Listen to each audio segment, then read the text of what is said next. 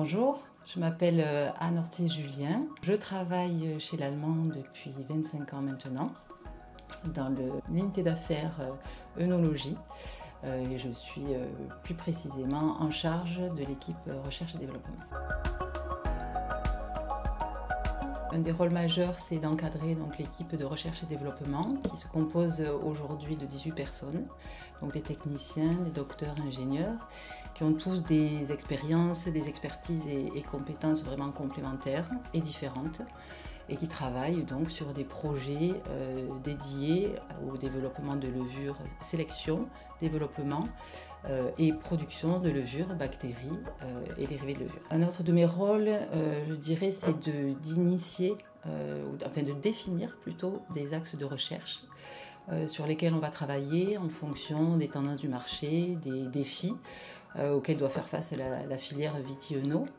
Et de transformer ces défis en projets de recherche qui ont pour but de répondre et d'apporter des solutions aux viticulteurs notamment. Une autre mission importante est d'initier des projets de recherche, de les coordonner, et cela se fait en général en partenariat avec des académiques dans le monde entier qui sont experts des micro-organismes pour l'application œnologique. Je pense que la première, ça serait l'autonomie, la grande liberté d'action. Il y a beaucoup de confiance et donc on nous laisse vraiment identifier les meilleurs partenaires de travail, de collaboration, et travailler avec eux et développer des projets. Donc ça c'est vraiment très important. La deuxième qui est très importante dans la R&D, je pense, c'est que donc, chez l'Allemand, nous avons droit à l'erreur. Ça peut même être très formateur. Parfois, d'erreurs naissent des découvertes. Donc voilà, c'est quelque chose de très appréciable. Et puis enfin, je dirais l'aspect humain. C'est une entreprise encore à taille humaine, où les gens se connaissent, les gens ont des rapports vraiment amicaux, professionnels. Donc c'est très agréable. Ça fait 25 ans que j'y suis. La plus grosse contribution, j'espère, c'est de proposer des produits innovants qui sont vraiment des solutions pratiques, concrètes pour les viticulteurs aujourd'hui, pour faire face à certains défis de la filière. Donc partager aussi du savoir. Et puis quand on leur apporte un produit aussi, on ne leur apporte pas seulement un produit commercial, mais c'est un produit avec toute la connaissance que l'on peut avoir autour, connaissance issue justement de nos partenariats scientifiques qui font que le produit va être proposé aux viticulteurs avec une caractérisation et avec des outils pour une meilleure utilisation en conditions œnologiques.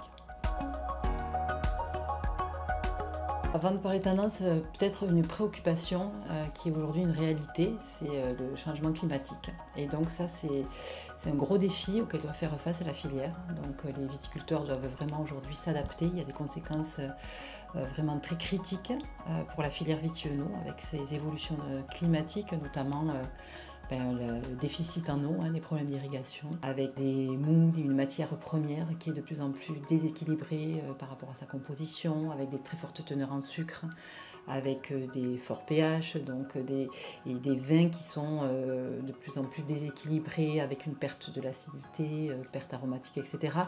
Donc c'est vraiment un gros défi aujourd'hui. Après, on a une tendance qui émane du marché, un besoin de bio, d'organique.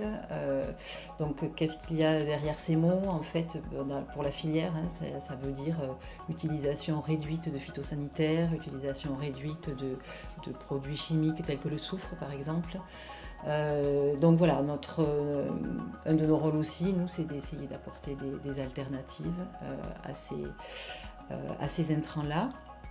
Donc ça, c'est une tendance, une demande du marché. Et puis, une autre tendance aujourd'hui, c'est de devoir s'adapter à la nouvelle réglementation, notamment liée à l'étiquetage des vins, qui va devenir une réalité dans quelques mois, et auquel voilà, les viticulteurs vont devoir s'adapter aussi. Il y en a beaucoup. Ça va être difficile d'en choisir une. Je dirais que toutes sont super à partir du moment où l'on partage en fait un bon vin avec des bons amis ou avec des personnes que l'on apprécie et que l'on aime. Numéro 1, l'honnêteté. L'honnêteté avec soi-même et l'honnêteté envers les autres. Je pense que c'est la base pour moi, c'est la valeur numéro 1. Ensuite, je dirais la générosité. La générosité envers les autres et la simplicité. J'ai beaucoup de rêves. Gravir le Machu Picchu en famille fait partie d'un de mes rêves.